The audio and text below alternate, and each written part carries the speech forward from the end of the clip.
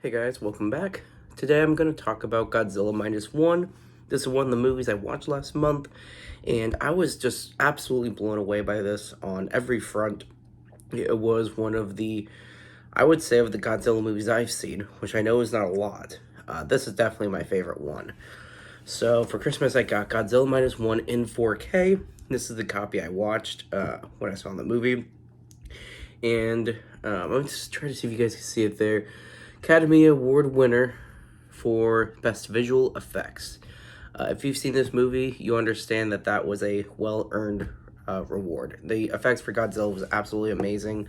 I cannot believe how good it looked. And so I'll just sort of read the back for you guys, give you a brief synopsis.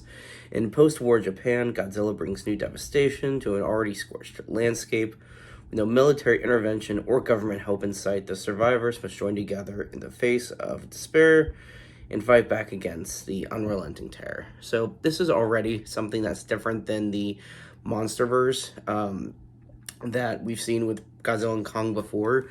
In those movies, there's definitely government and military intervention with everything going on about it. So to have survivors sort of try to figure out their own way to try and bring down Godzilla, that already set it apart. The opening scene, I think, set it apart. And from what I have heard, even though I have not seen the first and original Godzilla film, I hear that this one is the closest to the original compared to the rest of the Godzilla movies since then. And so, if this is what the original one was like, then I'm very intrigued to see the original. So in this movie, of course, you will be watching it in subtitles. However, for reading subtitles, sometimes it can separate your attention from the visuals of the screen. But for me, it was not the case. I was still able to hear and feel all of the emotions that was going on in this movie.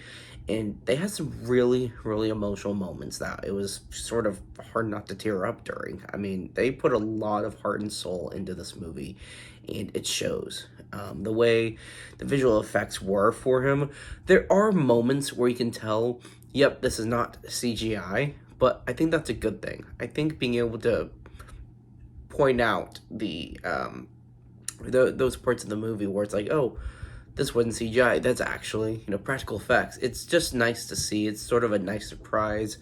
And throughout this movie, I really loved how he wasn't portrayed as this Godzilla, wasn't portrayed as some hero having to be Kong or some hero having to be Ghidorah. Although those movies are interesting, in this one, he is the monster. He's no hero, he's no savior. There is no, well, he destroyed the city, but he killed the bigger monster. This movie is definitely, he is the villain. He is a monster. And in this movie, unlike some of the others, he isn't planning out this whole alpha dominant sort of control the earth story.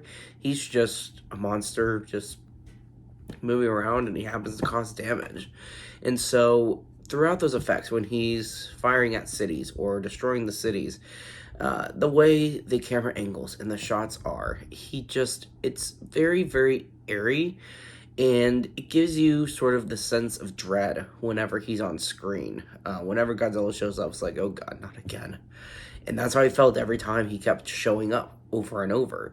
And so a lot of these characters had already lost everything, and now they're losing more to Godzilla.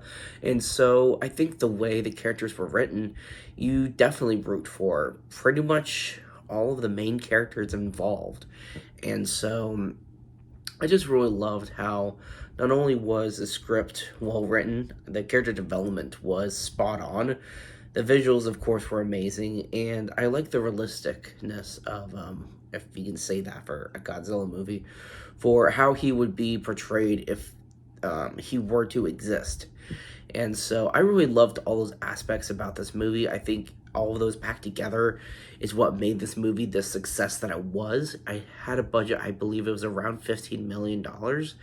And I believe worldwide box office, it made $115 million. So they completely made much more money back than their budget, which that's the biggest success for movies these days. And even though the budget listed, when we see this movie's costing this much to make, that's not going to take into account the marketing. So companies like Disney will, there will be, it could be close to 100 to 200 million dollars for the marketing, depending on the movie.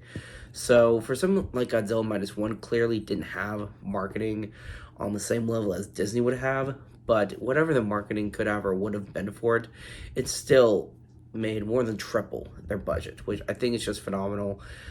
Clearly, there is still demand for Godzilla movies, and I think this just sort of proved a point that I think other franchises like probably Star Wars could learn from. Having one continuous timeline of movies is good, but having something that's on its own and separate is a good thing as well.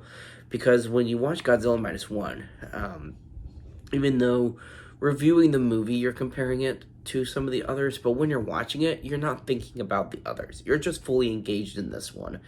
And the way they wrote the story, where you feel for the characters over and over, and you get this sense of dread whenever he's on screen. I think the way they handled this movie, it just captures your attention start to finish.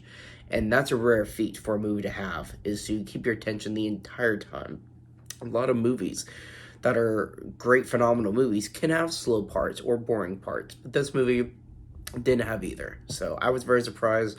I absolutely love this movie. I don't see there being a Godzilla minus one, two, but if they did, if it was the same director and the same team working on it, I would check it out just because they've earned my respect for what they've done with this movie. So I'm definitely looking forward to seeing what Godzilla does in the next Godzilla movie.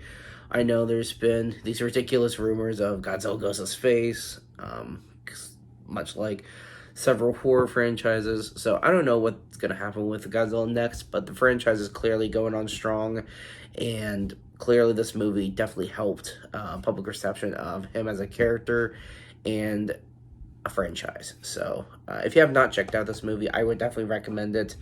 The ending scene, if you have seen it, you'll know what I'm talking about. Like I said, it was hard not to tear up at some moments. I lost it in the end. It was a perfect ending. I just could not believe my eyes watching it. It was a nice, tender story, and I just have nothing but respect for the entire team behind this film. So check it out, guys. Godzilla minus one. It's on 4K, obviously. It's going to be on Blu-ray and DVD. So you got multiple options. There's probably a streaming option for it as well.